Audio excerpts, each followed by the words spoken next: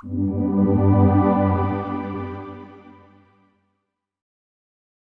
tassa bhagavato arahato sama sambuddhassa. Namo tassa bhagavato arahato sama sambuddhassa. Namo tassa bhagavato arahato sama sambuddhassa. Mapamadang anuyun jeta maka makari sang tawang apamato hikjayanto papoti wipulang sukang. Jangan terlena dalam kelengahan, jangan terikat pada kesenangan-kesenangan indria. Orang yang waspada dan rajin bersamadi akan memperoleh kebahagiaan sejati. Baik Bapak Ibu Saudara, sebelum saya menguraikan Dhamma, mungkin terlebih dahulu saya memperkenalkan diri. Karena ini juga pertama kali saya mengisi di wihara sini. Ya, saya Biku Ugasanto, berasal asli dari Bali. Nah, selama menjadi biku, saya bertempat tinggal di Wihara Mendut. Ya, Bapak Ibu Saudara, pada hari ini saya ingin menguraikan Dhamma, yaitu berkaitan dengan 4 macam bahaya. Kalau kita lihat Bapak Ibu Saudara, dalam keseharian kita sehari-hari, dari baru kita membuka mata, sampai akhirnya kita beristirahat pada malam hari, itu banyak sekali hal-hal yang terjadi dalam keseharian.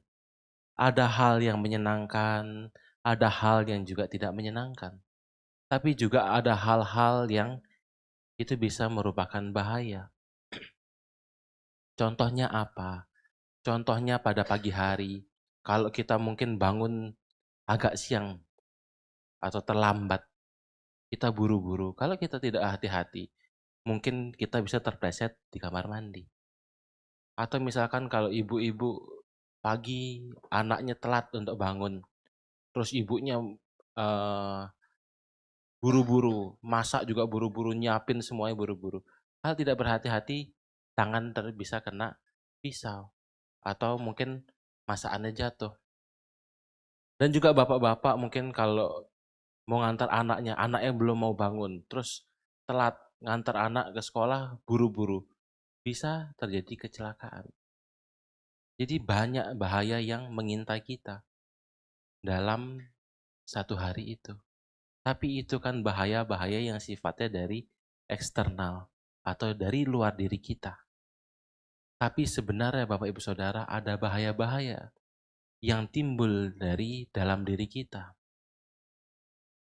Yaitu yang didasari dari loba, dosa, dan moha. Untuk itulah pada hari ini saya ingin menguraikan tentang 4 macam bahaya. Bila kita melihat pengertian secara umum Bapak Ibu Saudara, arti bahaya itu adalah yang mungkin mendatangkan kecelakaan, bencana, kesengsaraan, kerugian, kehancuran, maupun penderitaan. Itulah pengertian bahaya menurut KBBI. Bila kita membahas tentang bahaya, kita tidak bisa lepas dari membahas 2 macam bahaya, yaitu yang bersumber dari eksternal, yaitu dari luar diri kita, ataupun yang dari dalam diri kita, yaitu internal. Nah, kalau bahaya-bahaya yang dari luar, itu bisa seperti orang lain. Misalkan kita dipukul, kita dilukai, itu bahaya, atau niat buruk orang lain untuk mencelakai kita, itu adalah yang sumbernya dari luar. Atau misalkan ada binatang, entah itu tawon atau mungkin anjing yang menggigit, itu bahaya-bahaya, misalnya binatang buas, itu dari eksternal. Kemudian bahaya dari cuaca, bencana alam, itu yang bersifat dari luar diri kita. Tidak bisa kita menolak atau bagaimanapun itu di luar kendali kita, tidak bisa kita kendalikan. Yang bisa kita lakukan adalah melakukan pencegahan berkaitan dengan bahaya-bahaya dari eksternal. Yang bisa kita atasi adalah bahaya-bahaya yang bersumber dari internal atau dalam diri kita. Bahaya dari internal adalah bahaya yang bersumber dari dalam diri, sering disebut sebagai faktor manusia atau human factor. Adalah segala bentuk perilaku psikologis atau sikap batin seseorang yang berpotensi menyebabkan cedera, sakit, ataupun kerugian lainnya. Tapi pada fokus pembahasan kita pada siang hari ini adalah bahaya-bahaya yang bersumber dari dalam diri kita.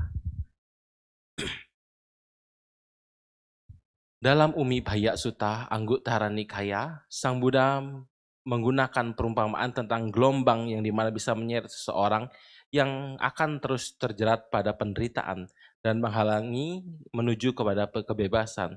Terutama ini ditujukan untuk orang-orang yang hidup sebagai pabajita, seperti para biku, para samanera, dan juga atasilani.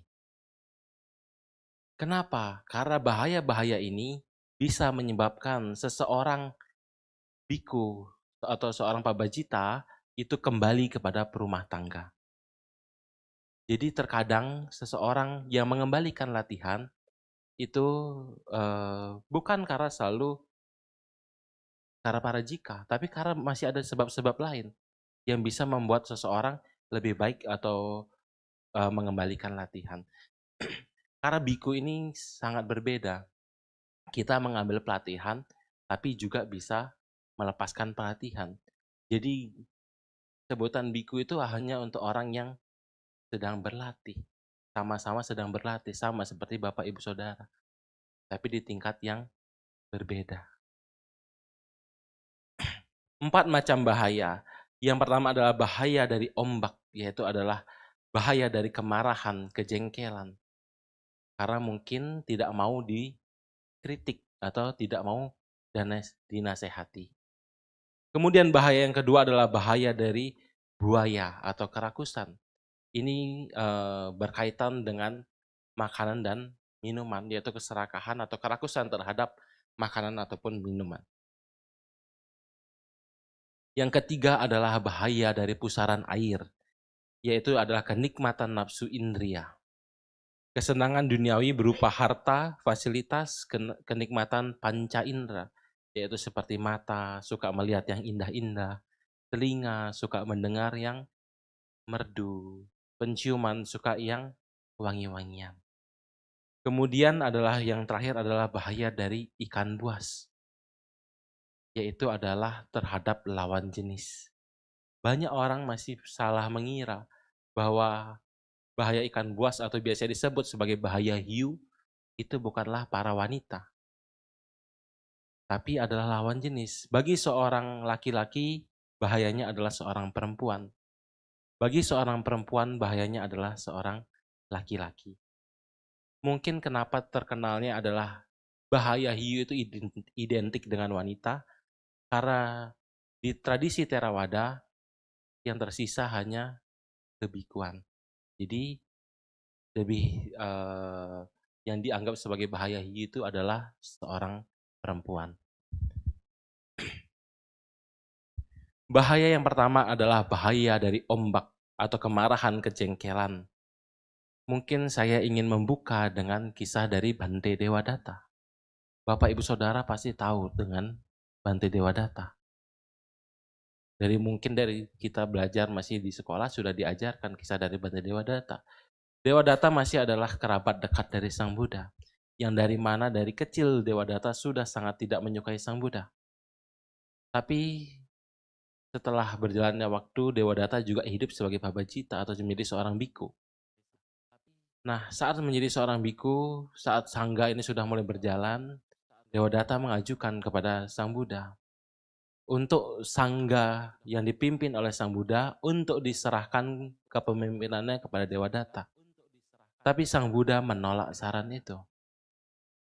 Dewadatta mengatakan bahwa Sang Bagawa sudah terlalu lama memimpin sangga ini. Serahkanlah kepemimpinan sangga kepada saya. Tapi Sang Buddha tidak mau menyerahkan pemimpinan sangga kepada Dewadatta. Karena itulah ia menjadi sangat marah terhadap Sang Buddha. Sehingga ingin menjatuhkan nama baik Sang Buddha.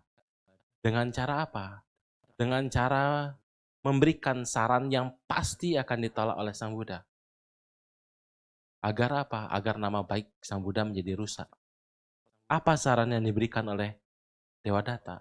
Untuk selamanya para biku hanya boleh makan dari hasil pindapata. Untuk selamanya para biku hanya boleh tinggal di hutan, tidak boleh di perkampungan. Untuk selamanya para biku tidak boleh tidur di bawah atap seperti ini, hanya boleh di bawah pohon.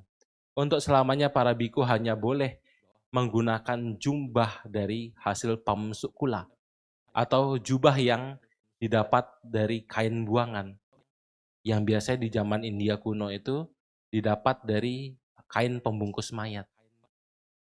Nah, dan juga untuk selamanya para biku tidak boleh mendapatkan undangan makan dari umat. Untuk selamanya para biku tidak boleh makan daging-dagingan. Jadi Sang Buddha menolak hal itu. Tapi Sang Buddha mempersilahkan bagi para biku yang ingin berlatih lebih keras dengan cara menerapkan 13 aturan tambahan yang disebut sebagai dutangga.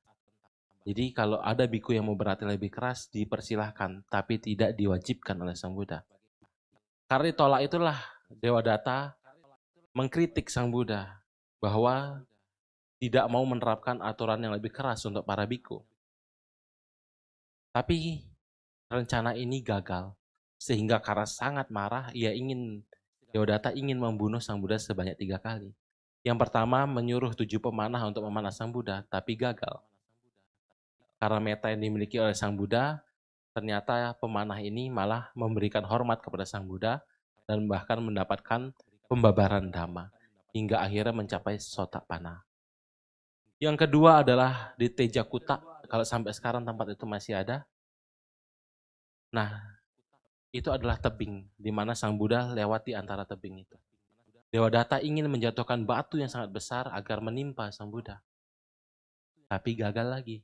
Batu yang dijatuhkan itu jatuh menjadi kepingan batu yang kecil-kecil. Tapi salah satu pecahan batu itu menusuk kaki Sang Buddha, sehingga kaki Sang Buddha berdarah. Seorang sama Sang Buddha, Bapak Ibu Saudara, tidak akan pernah bisa dibunuh. Karena apa? Karena kebajikan seorang sama Sang Buddha itu sangat luar biasa besar. Tapi seorang sama Sang Buddha masih bisa untuk dilukai. Tapi itu pun kalau melukai seorang sama Sang Buddha berarti adalah Garuka Kama. Garuka Kama itu apa? Yang dimana setelah kehidupan ini, ia pasti akan terlahir di alam neraka. Yang pertama adalah membunuh orang tua, ayah dan ibu. Yang kedua adalah melukai sama Sang Buddha. Yang ketiga adalah memecah belah sangga. Memecah belah sangga ini hanya bisa dilakukan oleh para biku, bukan oleh umat berumah tangga. Itulah yang disebut sebagai Garuka Kama. Yang dimana setelah kelahiran ini, ia pasti akan terlahir di alam neraka. Karena gagal lagi, Dewadatta ingin mencoba yang ketiga kali, yaitu membuat gajah Nalagiri menjadi mabuk agar menyerang Sang Buddha. Tapi itu pun gagal lagi, Bapak Ibu Saudara. Gajah Nalagiri ini malah memberikan hormat kepada Sang Buddha dan tersadar dari mabuknya. Karena apa? Karena meta dari Sang Buddha. Tapi kalau Bapak Ibu Saudara lihat gajah mengamuk, jangan dicoba. Kebajikannya berbeda, Bapak Ibu Saudara. Saya pun juga kalau nanti misalkan kemana ketemu gajah, saya juga nggak berani nyoba. Ya, itulah 3 kali Dewadatta ingin membunuh Sang Buddha tapi gagal. Setelah gagal itu, mungkin karma buruknya berbuah. Sebelumnya Dewadatta itu adalah biku yang sangat sakti, sehingga bisa memiliki banyak pengikut. Tapi setelah ingin membunuh Sang Buddha 3 kali ini, kesaktiannya menghilang. Dan juga menjadi sakit keras. Dan juga ditinggal oleh para murid-muridnya. Sisa sedikit murid yang masih mengabdi kepada Dewadatta. Nah, Bante Dewadatta ini karena mungkin menyesal, ingin menemui Sang Buddha. Tapi Sang Buddha mengatakan bahwa tidak akan pernah bisa menemui Sang Buddha. Terbukti saat perjalanan ingin menemui Sang Buddha, saat ditandu oleh murid-muridnya, saat tandu itu diletakkan di tanah, mungkin karena muridnya ingin istirahat, saat ia menyentuh kaki di tanah, bumi itu terbelah. Yang dimana ia langsung masuk ke dalam neraka Awici. Neraka Awici itu adalah neraka yang paling dalam, yang masanya juga paling lama. Dikatakan seperti gunung dari batu marmer. yang dimana setiap 100 tahun sekali ada seseorang yang melewat, yang menggosoknya dengan kain sutra. Sampai gunung itu habis, itulah lamanya orang yang terlahir di alam neraka Awici. Jadi begitu lama. Itulah Bapak Ibu Saudara, karena kemarahan yang sebenarnya segala sesuatu itu hanya sebuah fenomena yang dimana muncul, berlangsung, dan akan padam.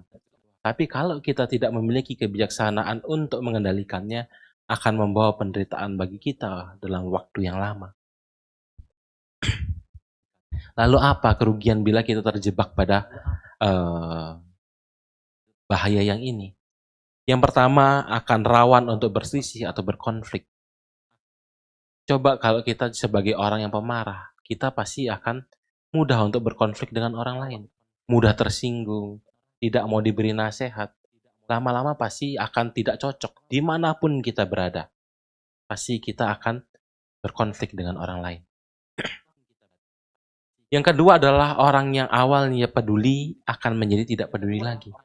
Bila kita memiliki sifat seperti ini, mungkin orang yang awalnya care terhadap kita, peduli kepada kita, memberikan nasihat, memberikan perhatian, memberikan masukan terhadap kita, tapi mungkin sekali dua kali kita memberikan ekspresi tidak senang atau marah, atau bahkan sampai melawan.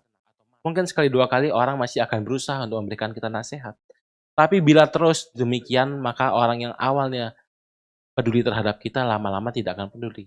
Karena orang itu akan menganggap, buat apa sih nasihatin dia, hanya menjadi konflik. Toh juga tidak ada manfaat bagi saya. Jadi lama-lama orang itu akan berhenti peduli pada kita. Jadi kita akan kehilangan sebenarnya kalyanamita atau teman yang sebenarnya benar-benar baik dan benar-benar peduli terhadap kita. Di dalam kehidupan kebikuan, kalyanamita itu adalah hal yang sangat penting. Bahkan dalam Sang Buddha mengatakan bahwa kehidupan kebikuan itu sepenuhnya bergantung pada kalyanamita. Kemudian yang ketiga adalah menjadi dijauhi. Mungkin saat kita memiliki sifat buruk ini, saat kita memiliki harta, kekayaan, kekuasaan, kita mungkin masih akan didekati oleh orang. Karena orang-orang itu masih ada menginginkan sesuatu dari kita. Tapi saat kita tidak memiliki apapun yang mereka mau, tapi kita memiliki sifat buruk ini, semua orang pasti akan menjauh. Siapa yang mau dekat-dekat dengan orang pemarah? Bapak Ibu Saudara mau? Tentu tidak mau. Karena hanya membawa pada penderitaan. Kemudian dia tidak akan bisa berkembang atau maju. Karena orang yang seperti ini akan mudah tersinggung dan tidak mau mendapatkan masukan. Yang dimana mungkin orang yang memberitahu kita itu mungkin memiliki banyak pengalaman hidup yang sebenarnya tinggal kita aplikasikan saja dalam kehidupan kita. Kita tidak perlu merasakan jatuh bangun seperti yang ia rasakan. Tapi karena kita tidak mau mendengarkan nasihat dan kritik ini, kita akhirnya rugi sendiri dan tidak akan bisa maju. Dan yang terakhir adalah membawa penderitaan bagi diri sendiri. Tentu kalau orang yang pemarah itu juga pasti akan rugi sendiri. Ada perumpamaan Bapak Ibu Saudara. Amarah itu ibarat seperti bara api. Yang dimana sebelum bara api ini melukai orang lain, bara api ini telah lebih dahulu membakar kita. Seperti kita memegang bara api. Amarah itu kalau kita lekati seperti kita memegang bara api. Sebelum bara api ini melukai orang lain dengan kita lempar, tangan kita sendiri sudah terbakar. Jadi dengan kita menyimpan amarah, itu saja sudah sangat merugikan diri sendiri. Kita misalkan tidak perlu berpikir terlalu jauh bahwa kehidupan kalau kita menjadi seorang pemarah, kita akan terlahir di alam-alam yang menyedihkan, seperti mungkin alam Asura. Karena di situ tidak ada kedamaian di alam Asura. Kalau hidup kita dipenuhi dengan amarah, saat ini saja di dunia ini itu sudah seperti neraka. Karena coba Bapak Ibu Saudara bayangkan, rasakan sendiri dalam diri Bapak Ibu Saudara. Kalau Bapak Ibu Saudara dipenuhi terus dengan amarah, apakah hidup kita akan nyaman? Tentu tidak. Pasti akan dipenuhi dengan pikiran-pikiran negatif, ketidaknyamanan, bahkan mungkin dadanya sampai panas. Mungkin kalau sampai yang marah benar-benar bisa sampai tangannya bergetar. Apakah itu nyaman? Tentu tidak. Itulah sebaiknya kita belajar untuk mengendalikan amarah. Bahaya yang kedua adalah buaya atau kerakusan. Saya ingin juga membuka dengan kisah dari kisah dari Raja Pasenadi dari Kosala. Raja Pasenadi Kosala ini adalah seorang raja yang sangat berbakti kepada Buddha, Dhamma, dan Sangha dan memiliki keyakinan yang sangat kuat. Suatu ketika saat Raja Pasenadi Kosala sedang makan, namanya seorang raja, ia makan dengan mungkin sangat mewah. Dia mau makan seberapa banyak pun bisa. Dikatakan ia makan nasi itu sebakul dan juga lauk yang sebanding, artinya sama banyaknya, sehingga ia menjadi sangat kenyang. Tapi saat itu Sang Buddha lewat. Nah, karena rasa bakti dan keyakinannya begitu kuat, ia ingin cepat-cepat untuk memberikan penghormatan kepada Sang Buddha.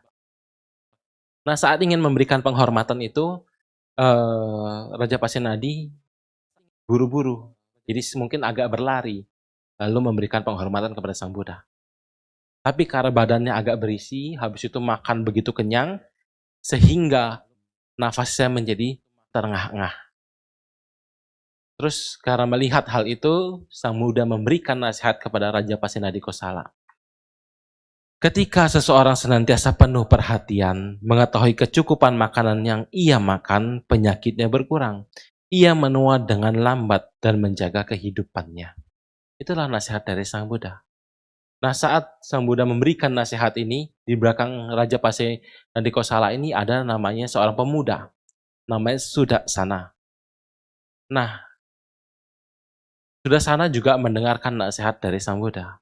Sehingga Raja Pasenadi Kosala meminta, apakah kamu mendengarkan? Saya mendengarkan yang mulia. Tolong setiap kali saya makan, tolong ingatkan nasihat dari Sang Buddha. Jadi Sudarsana setiap kali Raja Pasenadi makan, Sudarsana mengingatkan nasihat dari Sang Buddha. Sehingga ia dikatakan makan secara cukup, yaitu mungkin hanya segenggam nasi dan juga lauk yang sebanding. Sehingga tubuhnya menjadi kurus dan menjadi lebih sehat. Kalau Bapak Ibu Saudara lihat, orang zaman sekarang itu banyak sakit karena kelebihan makan. Kalau orang zaman dulu, zaman mungkin kakek, nenek kita, papa kita, itu banyak orang yang sakit karena apa? Malnutrisi, kekurangan gizi. Tapi kalau sekarang itu tidak. Sakit apa? Sakit diabetes kelebihan gula. Terus asam urat kelebihan, kebanyakan makan yang enak-enak. Ya toh?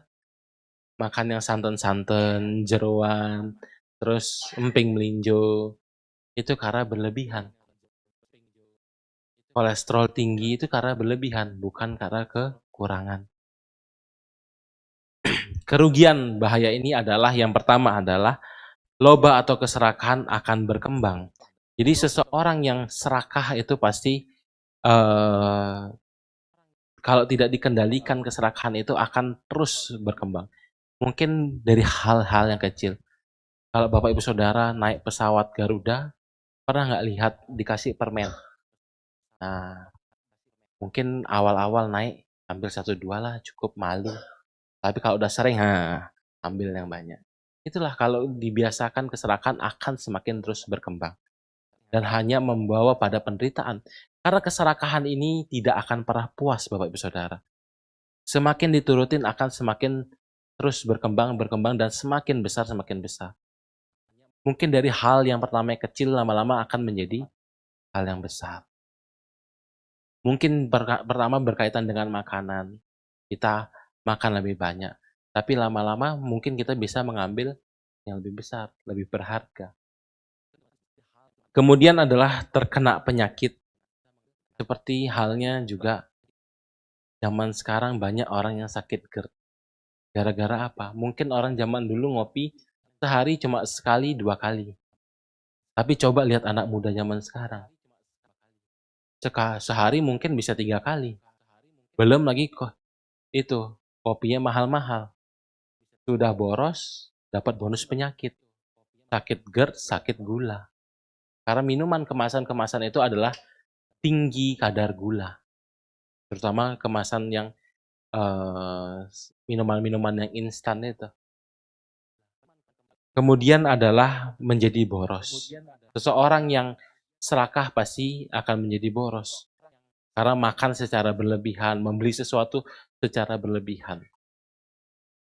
Kemudian adalah mendorong perbuatan tercela. Kalau kita sudah serakah, Bapak Ibu Saudara, kita hanya fokus untuk menuruti keinginan kita. Ini contoh nyata. Dulu saya pernah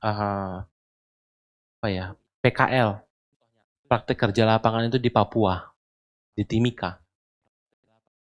Nah, saya kerja di bagian pengadaan barang, jadi bongkar muat di pelabuhan. Jadi mau tidak mau harus berurusan dengan para pekerja. Dan yang maksudnya yang gotong-gotong itu, ada beberapa karyawan. Jadi saat ingin makan, saya lihat salah satu tukang ini taruh dulu paha ayam di bawah piring, baru ditumpuk pakai nasi. Nah, kan yang lain bilang, oh nggak ngambil ayam, ambillah. Dia ambil lagi, terus ambil lauk yang lain. Tapi saya lihat bahwa orang itu telah mengambil lebih dulu ayam ditaruh di paling bawah. Itulah kalau kita didasari oleh keserakahan, kita bahkan mencuri jatah orang lain. Jadi kita mengambil hak orang lain dan kita juga akan bisa berbohong kalau kita menuruti keinginan kita. Rasa empati atau kepedulian terhadap orang lain akan semakin rendah dan akan mudah untuk berkonflik. Zaman dulu Bapak Ibu Saudara, di wihara Mendut itu tidak seperti sekarang untuk mendapatkan dana makan. Saya sih mendengarkan cerita, ada salah satu bante yang menceritakan. Nah, zaman dulu itu waktu para samanera makan itu, karena umat itu kalau mau berdana makan akan tanya, ada berapa bante, berapa samanera. Dia akan berdana sebanyak jumlahnya itu. Jadi misalkan ada 4 samanera, misalkan ada tempe goreng, ya tempenya 4. Tidak lebih.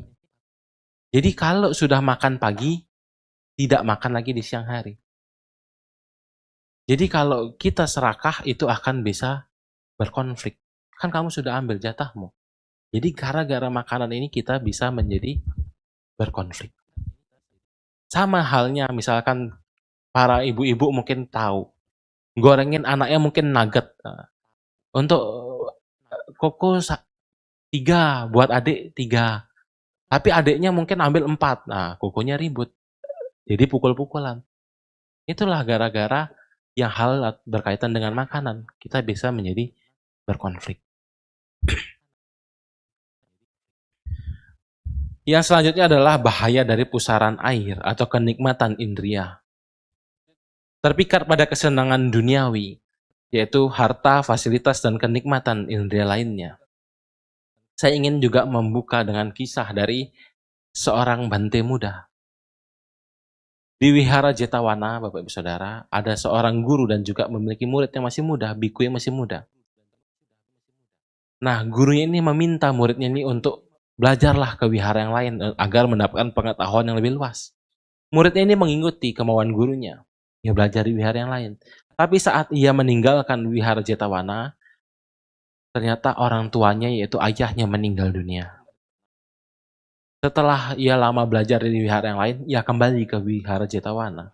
Karena keluarga yang mendengar ia telah kembali, keluarga yang mendatanginya, yaitu pamannya. Nah, paman ini mengatakan bahwa ayahmu telah meninggal dunia.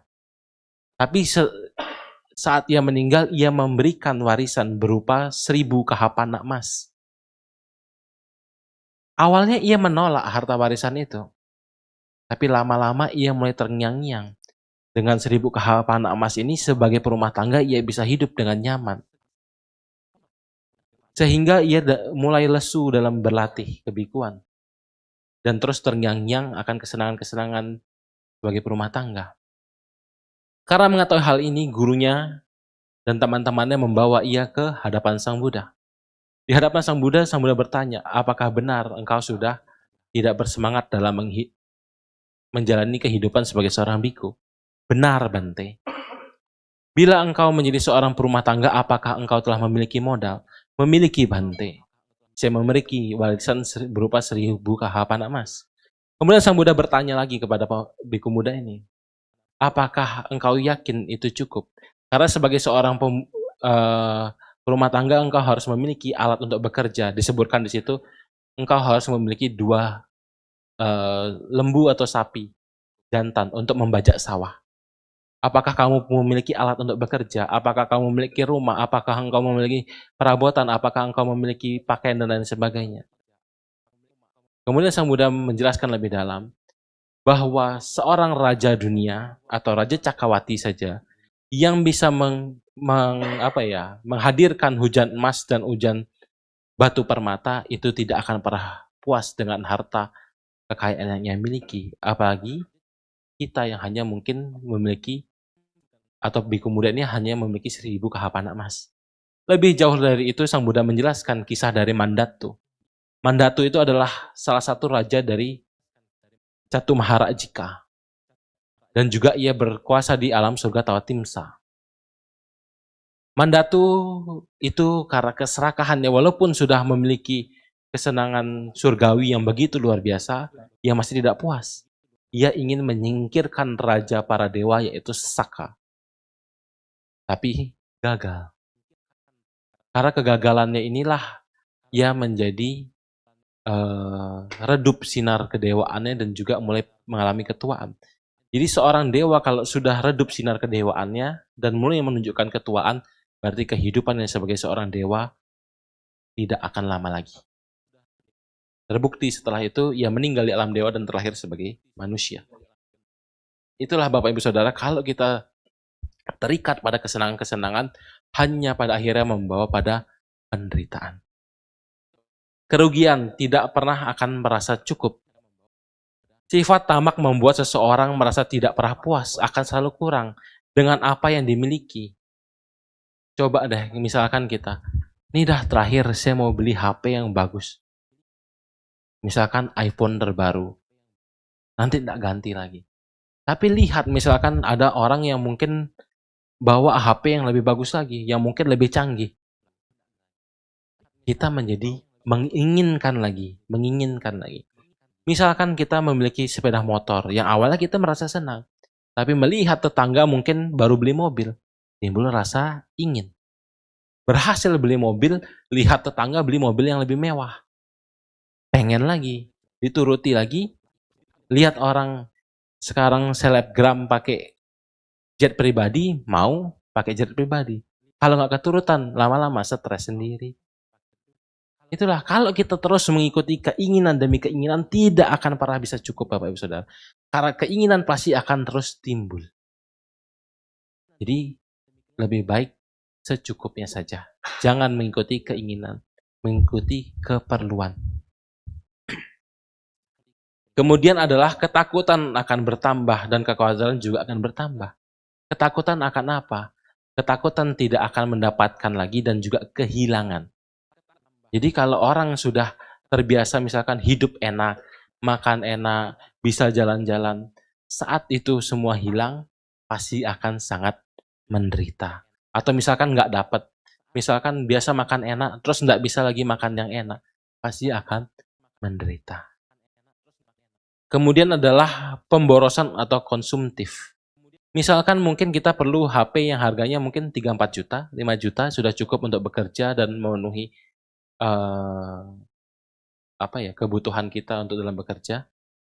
Tapi karena keinginan yang kuat, akhirnya malah beli yang mahal. Yang sebenarnya itu adalah pemborosan konsumtif. Karena tidak dipergunakan. Hanya untuk memuaskan nafsu keinginan saja.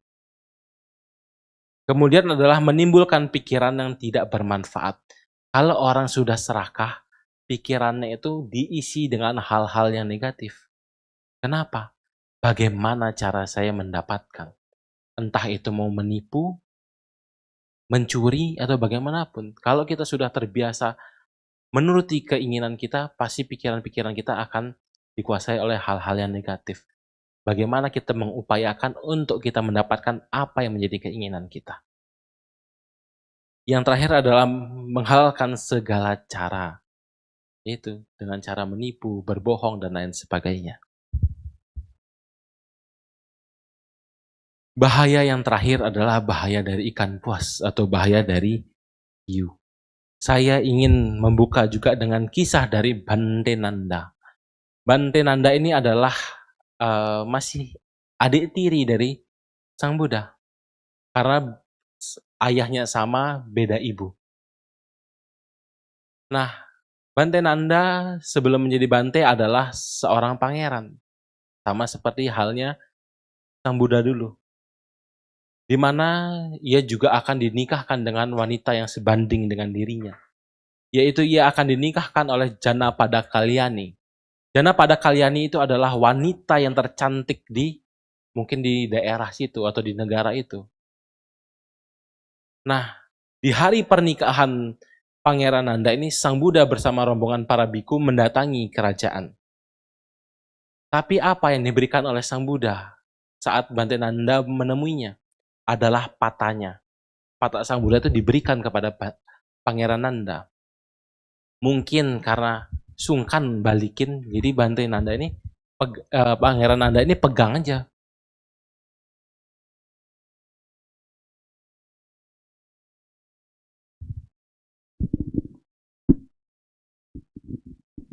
Bowl yang diberikan oleh Sang Buddha. Sehingga lama-lama mengikuti Sang Buddha akhirnya sampai ke wihara. Setelah sampai di wihara, Sang Buddha bertanya, Nanda, apakah engkau ingin ditabiskan menjadi seorang biku?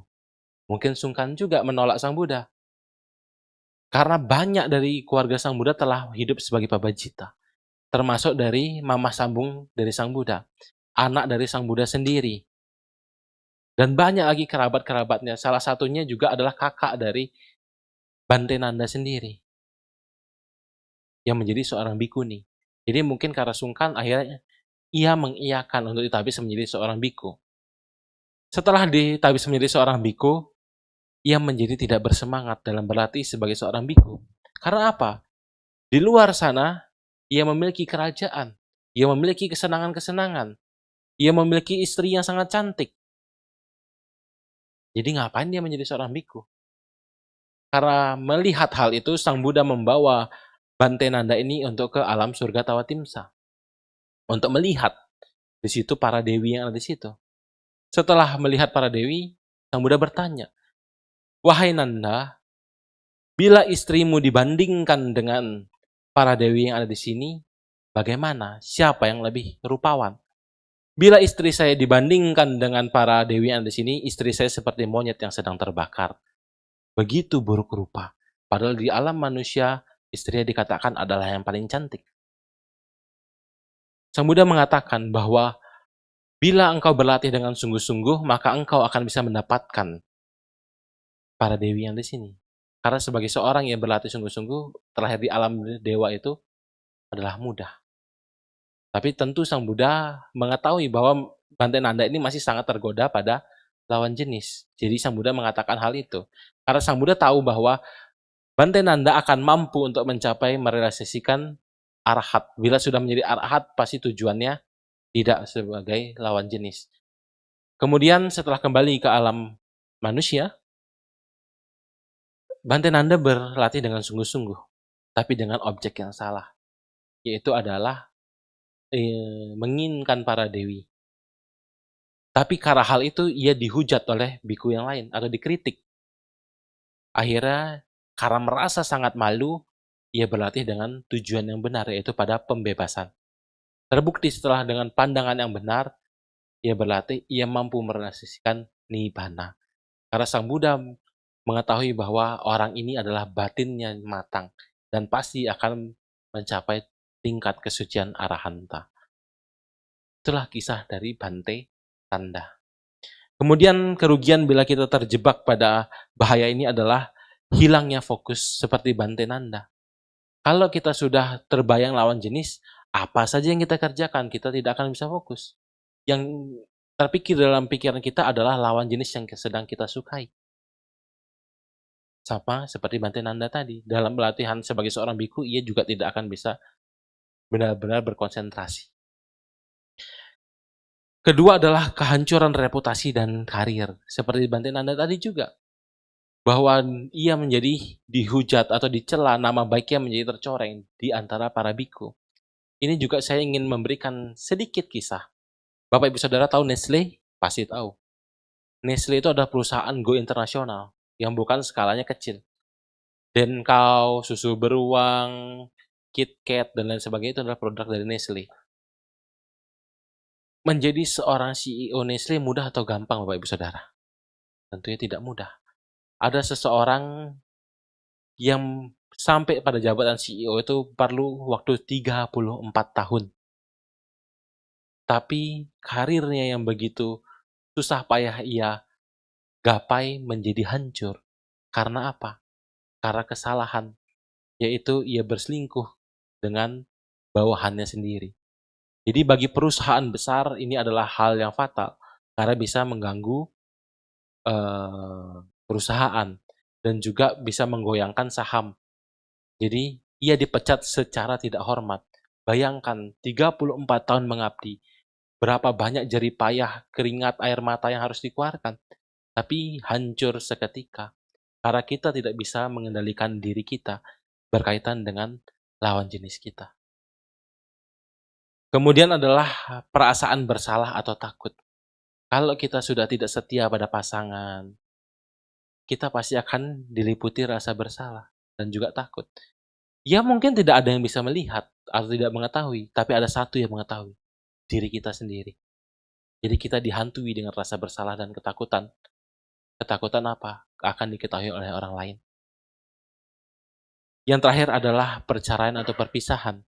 Kalau kita sudah tidak setia pada pasangan, maka mungkin pasangan kita bisa memaafkan, tapi rasa percaya itu sudah lama hilang. Jadi lama-lama pasti akan memicu pada keretakan-keretakan yang lain yang pada akhirnya akan menyebabkan perceraian. Karena perceraian itu sebenarnya bukan merugikan diri kita sendiri. Yang dirugikan adalah anak, istri, atau suami, orang tua. Apakah ada orang tua yang senang anaknya bercerai? Tidak. Karena malu juga. Dan juga sedih melihat mungkin cucunya harus berpisah dari orang-orang yang tua yang disayanginya.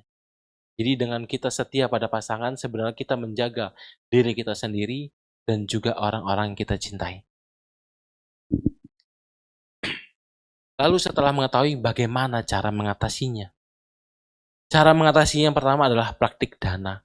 Dengan orang yang terbiasa praktik dana, maka ia pasti tidak akan serakah karena ia sudah terbiasa untuk memberi.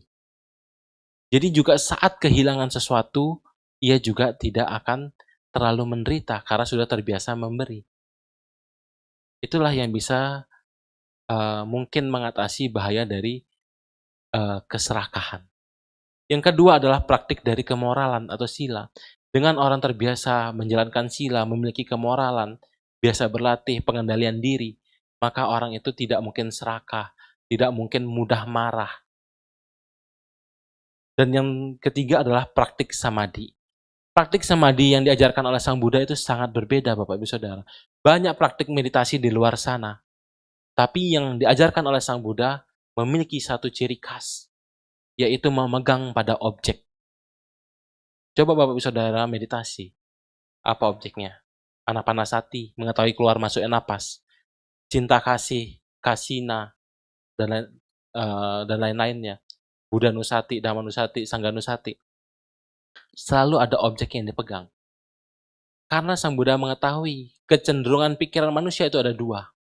Menyesali yang lampau dan merencanakan atau memikirkan, mengkhawatirkan masa depan. Seperti halnya pikiran Bapak Ibu Saudara sekarang. Mungkin Bapak Ibu Saudara, waduh, zaman dulu mestinya saya begini. Atau enggak habis Bante ceramah, saya mau jalan-jalan lah ke mall. Nah, itu sudah merencanakan. Jadi, agar bisa berkonsentrasi, Sang Buddha menetapkan objek. Karena apa? Begitu pikiran mulai mengembara, kita tarik lagi kepada objek. Jadi secara tidak langsung Bapak Ibu Saudara dengan cara bermeditasi, Bapak Ibu Saudara telah belajar untuk mengendalikan pikiran. Karena dikatakan juga oleh Sang Buddha, pikiran adalah pelopor.